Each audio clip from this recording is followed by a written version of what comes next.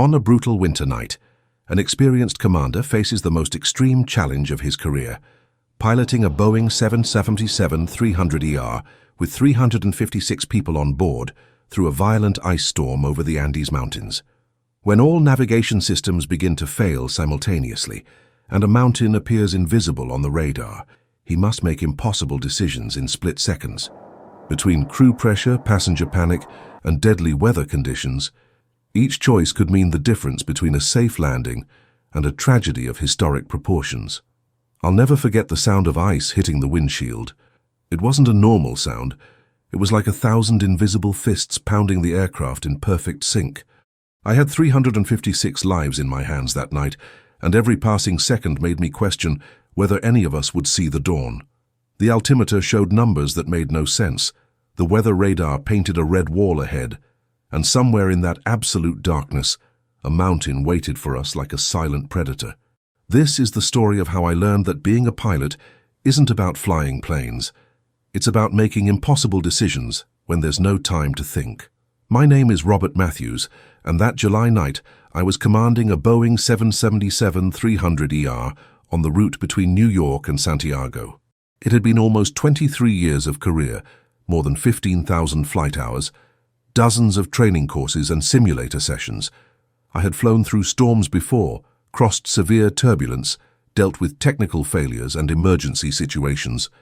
But nothing, absolutely nothing in my experience, had prepared me for what was about to happen on that Andes crossing. The flight had started smoothly, almost routine. We took off at 7 p.m. with clear skies over New York, following the standard flight plan I knew by heart. My co-pilot was Frank, a 32-year-old with whom I had flown a few times before. Competent, focused, with that typical energy of someone who still has fire in their eyes when they sit in the cockpit. The cabin crew was experienced, led by Chief Flight Attendant Maria, a professional with almost 20 years at the company who had seen it all. The passengers were a typical mix for that route: American executives heading to meetings in Santiago, Chilean families returning home after vacations in the States, some adventurous backpackers, honeymooning couples. 356 souls blindly trusting that those two people in the cockpit knew exactly what they were doing. It's a responsibility that never gets lighter, no matter how many times you fly. The first 2 hours passed without incident. We climbed to flight level 380, cruising at an altitude of 38,000 feet over South American territory. The in-flight service followed its normal rhythm. Passengers watched movies, slept, talked. In the cockpit, Frank and I maintained that methodical routine that characterizes long flights: periodic system checks, communications with air traffic control, constant monitoring of weather conditions ahead. It was when we began approaching the mountain range region that things started to change. I had been following weather reports since before takeoff and knew there was an active frontal system over the Andes, but forecasts indicated we would pass north of the most severe areas. What no one had predicted, not the meteorologists, not the monitoring systems, was that this frontal system was intensifying at an abnormal speed, moving northward much faster than the models had calculated. The first sign was subtle. The weather radar, which until then showed only some scattered green and yellow areas, began painting orange patches ahead. I requested authorization from air traffic control to deviate 40 miles north, trying to skirt what appeared to be the most intense core of the storm. Authorization granted. We adjusted course, and for a few minutes it seemed we had made the right decision. Those of you following this story, leave me in the comments where you're watching from. I'd love to know how many of you have had a flight experience that moved your emotions. And if this story is reaching you in some way, don't forget to leave that like. It helps more people discover these stories from the skies. But nature has its own plans.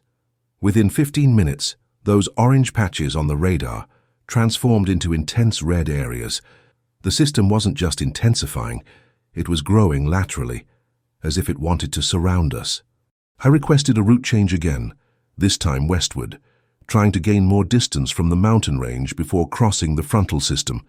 But the air traffic controller in Santiago denied the request. There were other aircraft in the area, and that route would put us in conflict with traffic. That's when I made the first critical decision of the night. I requested descent to 35,000 feet. The logic was simple. The lower we flew, the denser the air would be, giving us more lift and control in case of severe turbulence. The co-pilot agreed with the strategy, and we initiated descent. At that moment, I still believed we had everything under control. The turbulence began gradually. First, just some light bumps, not even making the water glasses on passenger trays shake. I turned on the attention signal, instructing the cabin crew to begin preparation procedures. Maria, with her experience, had already sensed what was coming and began collecting service trays, directing passengers to return to their seats. Then we entered the cloud, and it wasn't an ordinary cloud, it was a solid mass, dense, dark as coal even under the light of our landing lights. The external temperature plummeted. The indicator showed 52 degrees out there, and that's when I heard that sound for the first time. Ice beginning to form on the aircraft surfaces. The Boeing 777 has extremely sophisticated anti-ice systems. There are electric heaters on the wing edges, at the engine inlets, on the sensors. I had activated them as soon as we detected the first supercooled water droplets in the cloud. But what was happening out there exceeded the system's capacity. Ice was forming faster than we could melt it. And then came the first hit. A turbulence so violent it threw the aircraft upward with a G-force that made my stomach rise to my throat. The altimeter jumped 300 feet in a matter of seconds. I gripped the controls tightly, trying to maintain control, but it was like trying to hold a wild bull with bare hands. The aircraft shook, rolled, pitched. Behind us, in the passenger cabin, I could hear screams even through the armored door. "Robert, we're accumulating ice on the wings," Frank pointed to the indicator. The accumulation rate was in yellow, dangerously close to the red zone. Ice on wings means loss of lift, change in aerodynamic characteristics, increased weight. Each of these factors alone is already concerning. Together, they can be fatal. I requested more power from the engines, trying to maintain speed above the safe minimum. But there was a problem. The faster we flew, the more ice we accumulated.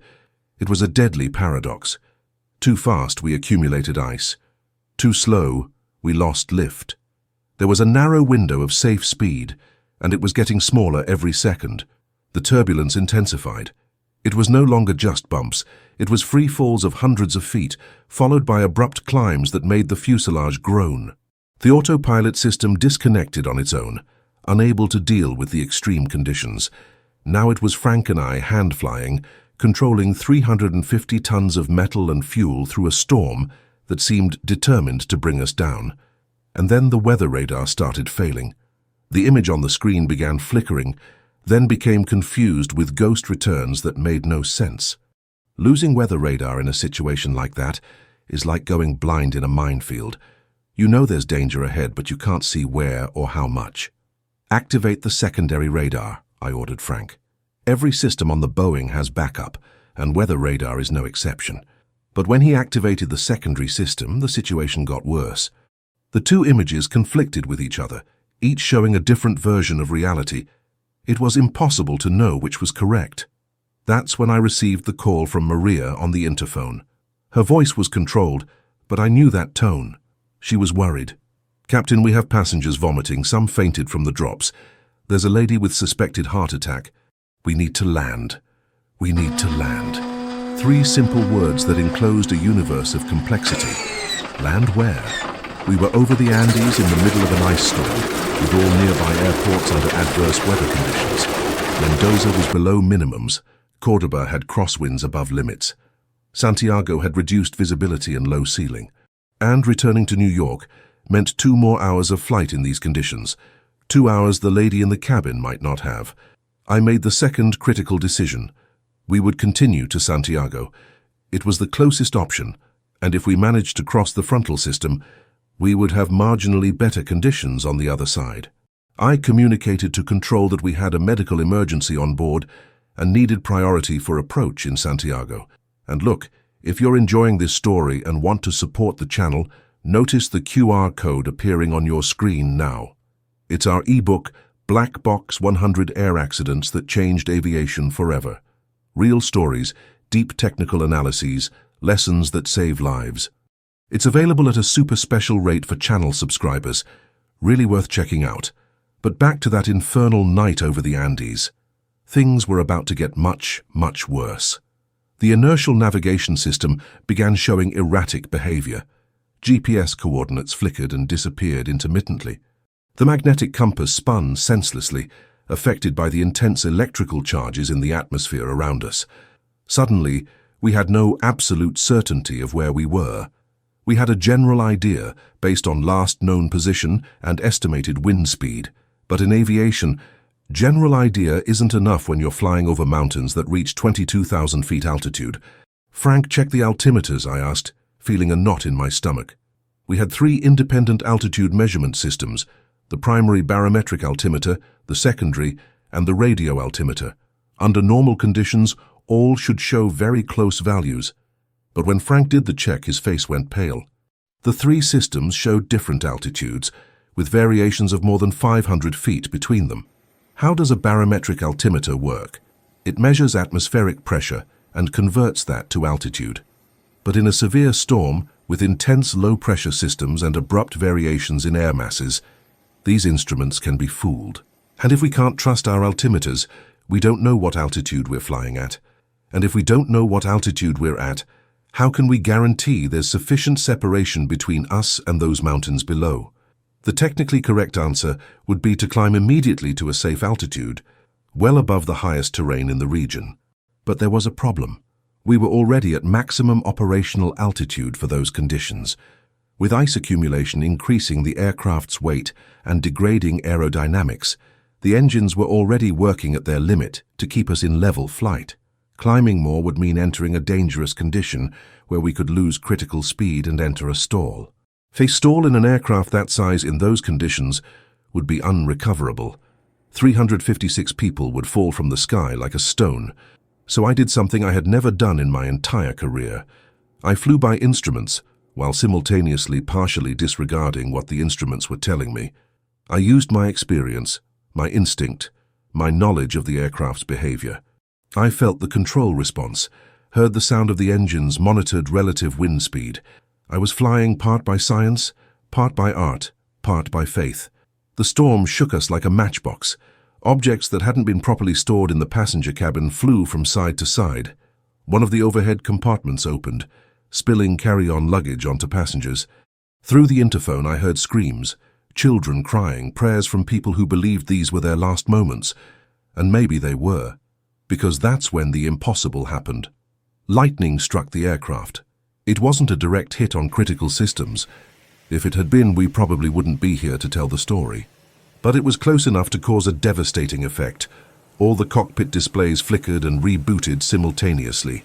For 5 seconds, that felt like 5 hours, we were completely blind. No speed, no altitude, no heading, nothing.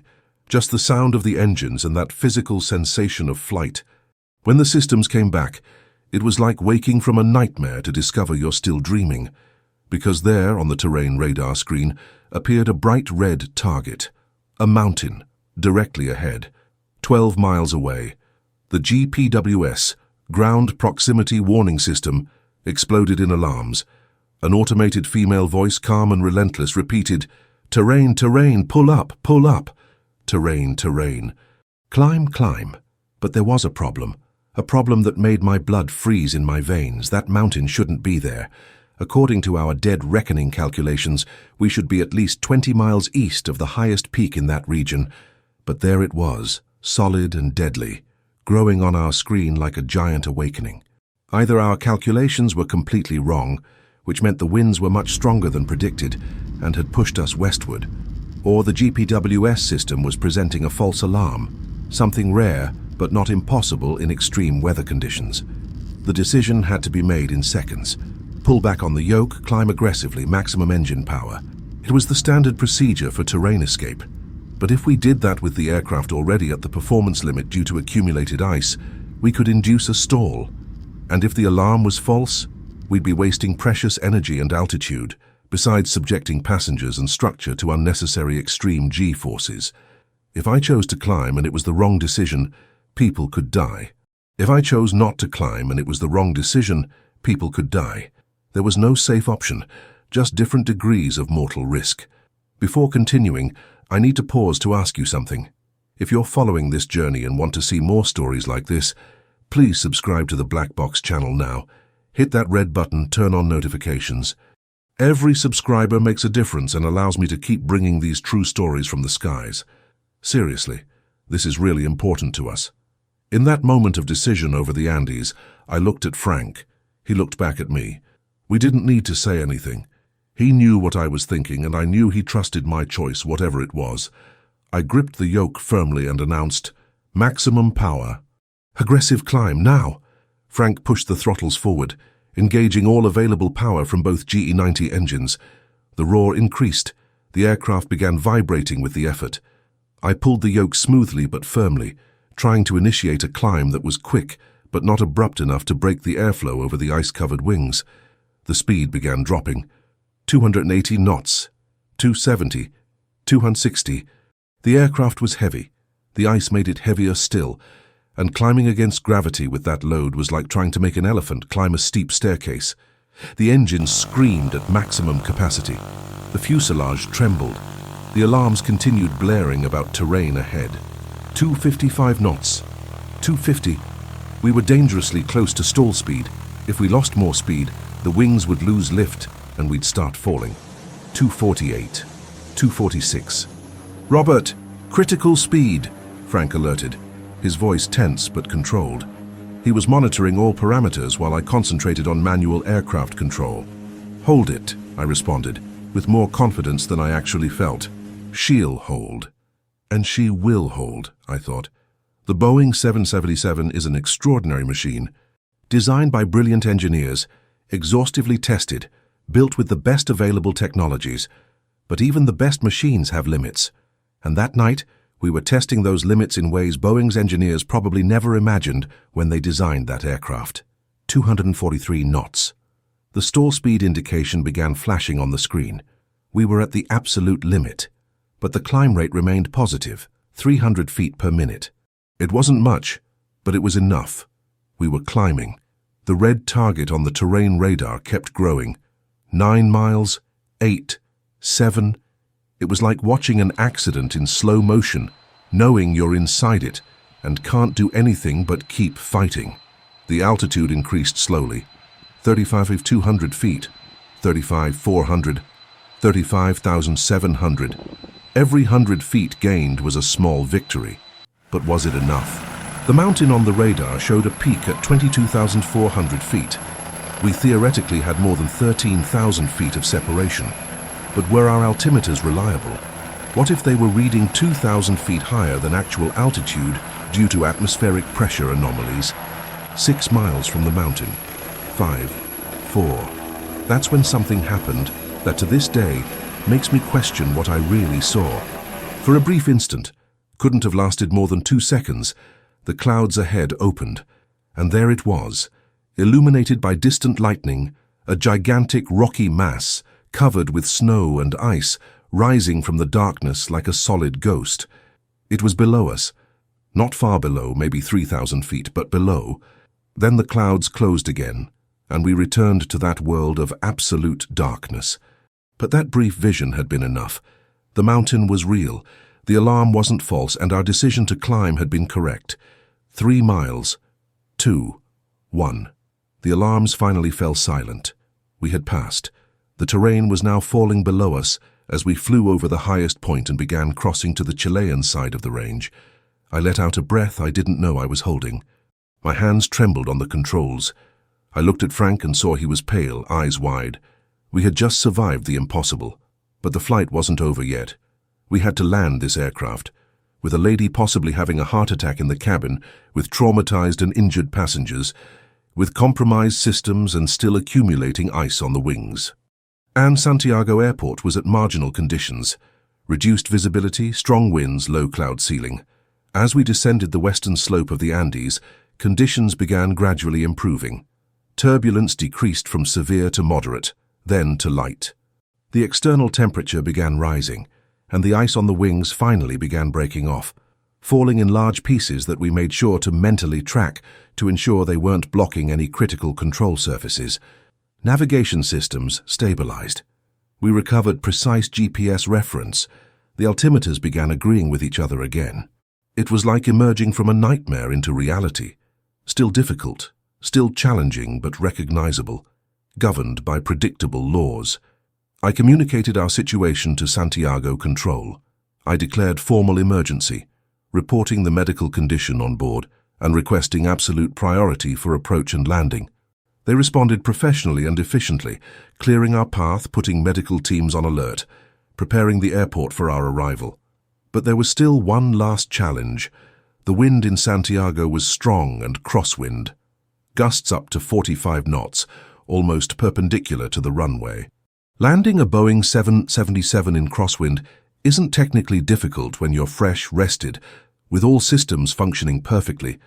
But after 2 hours fighting a storm, with nerves on edge, adrenaline beginning to dissipate, giving way to exhaustion, every additional control movement feels like it weighs tons. We initiated ILS approach to runway 17. Heavy rain washed the windshield. The wipers worked at maximum, but even so visibility was marginal. I could see approach lights appearing and disappearing through curtains of water.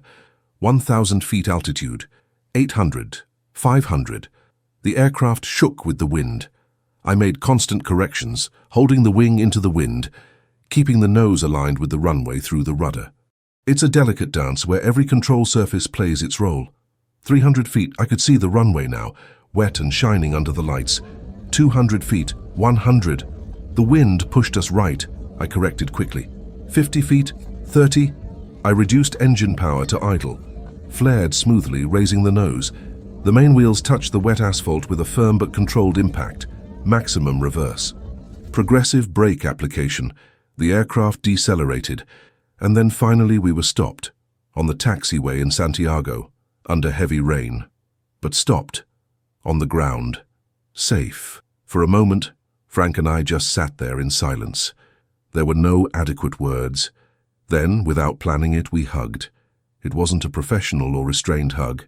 It was the embrace of two people who had just been through hell together and emerged on the other side. Through the interphone, Maria informed that medical teams were boarding. The lady who had felt ill was conscious and stable.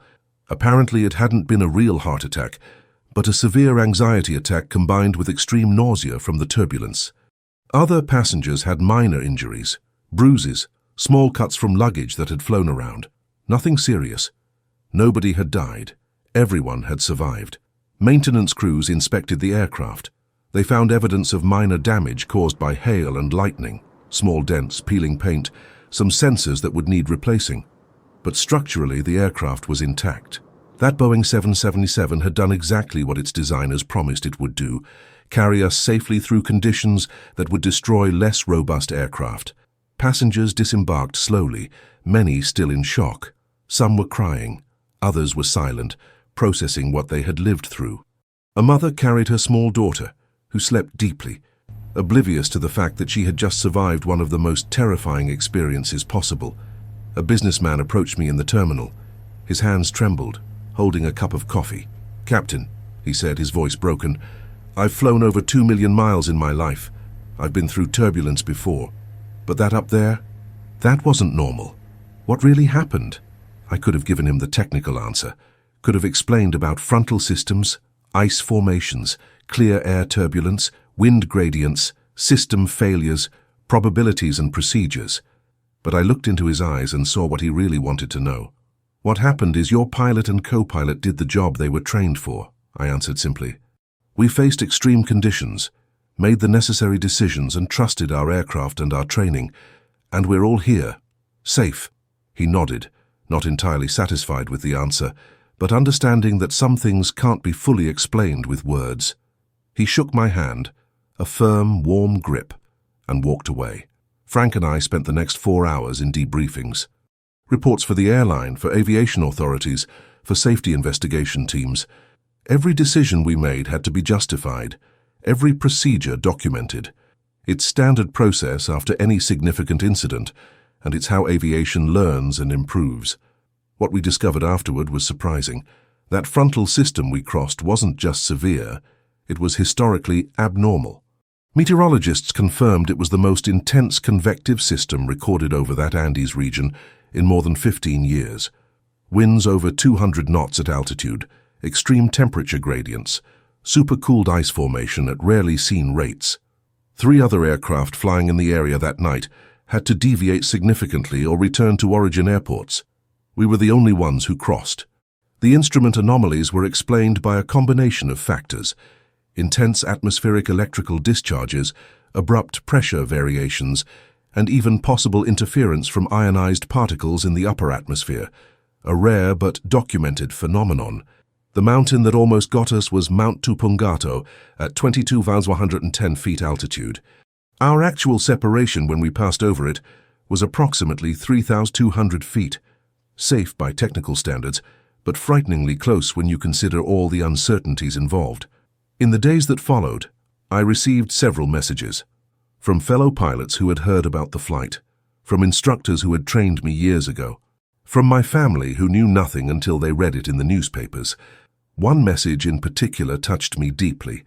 It was from one of the flight attendants, Julia, a young woman who was on one of her first international flights. "Captain Robert," she wrote, "I was terrified back there.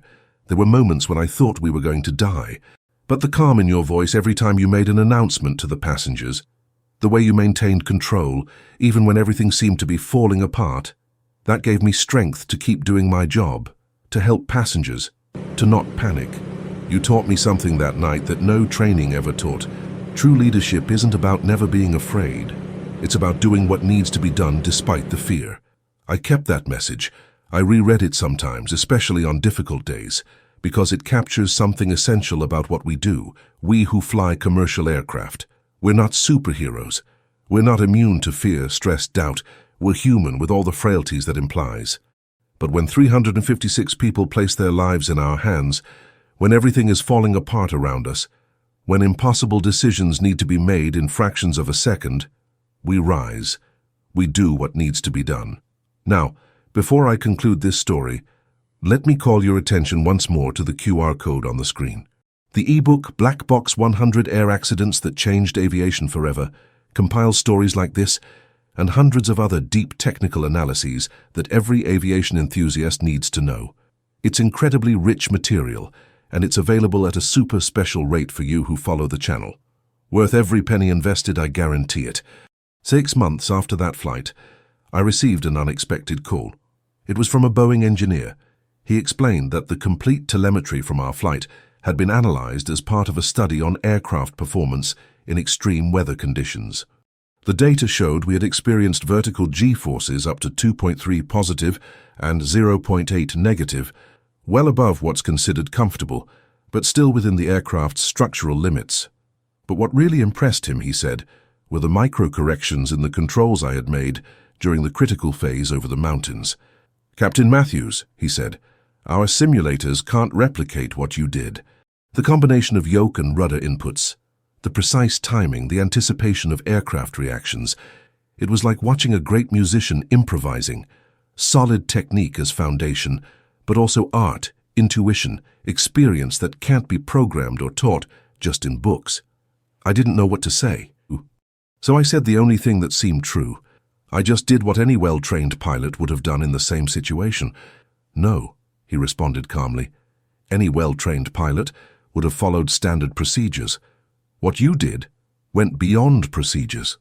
You thought, adapted, improvised within safe limits, but breaking the script when necessary.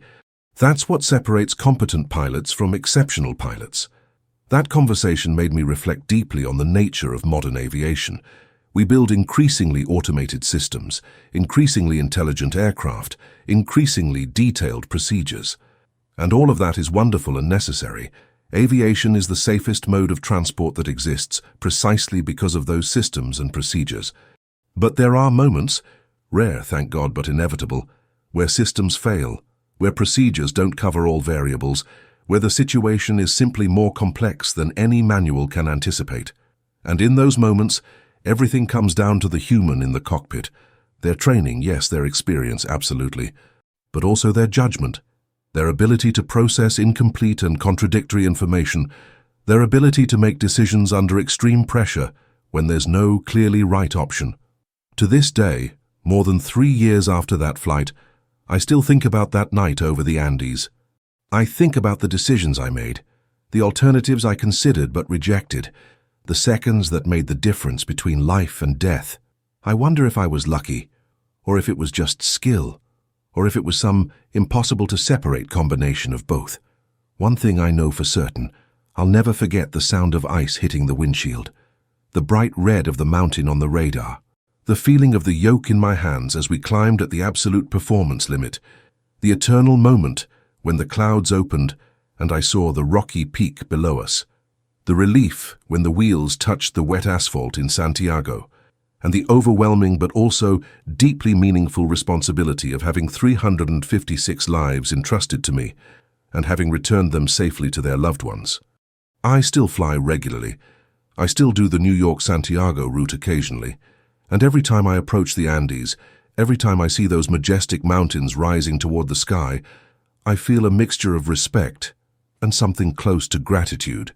Respect for the raw force of nature, which can never be completely tamed or controlled, and gratitude for having had the opportunity to face the ultimate challenge of my profession, and having emerged not just alive, but also wiser, more humble, more aware of the limits and possibilities of aviation and the human condition. People ask me if that experience traumatized me, if it made me want to stop flying. The answer is no.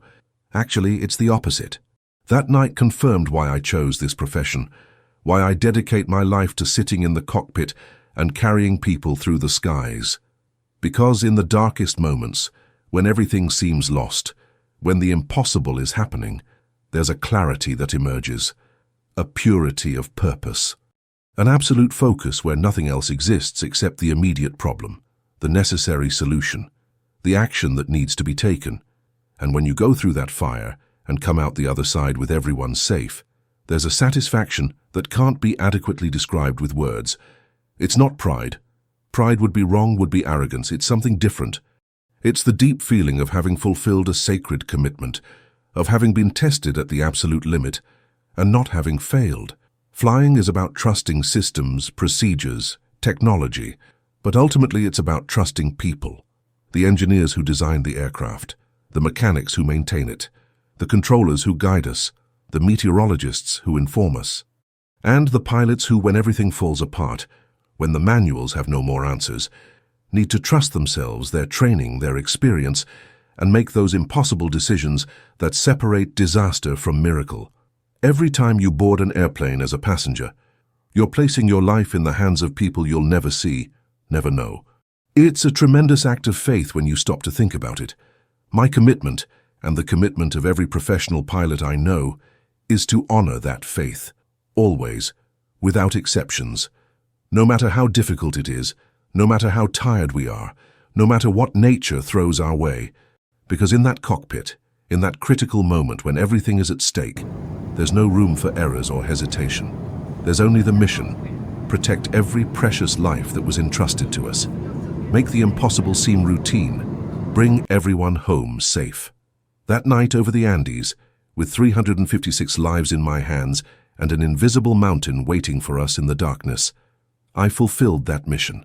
And I'll continue fulfilling it, every flight, every day, until one day I finally land for the last time and pass the baton to the next generation of pilots who will keep alive this tradition of professionalism, dedication, and unwavering commitment to safety above all.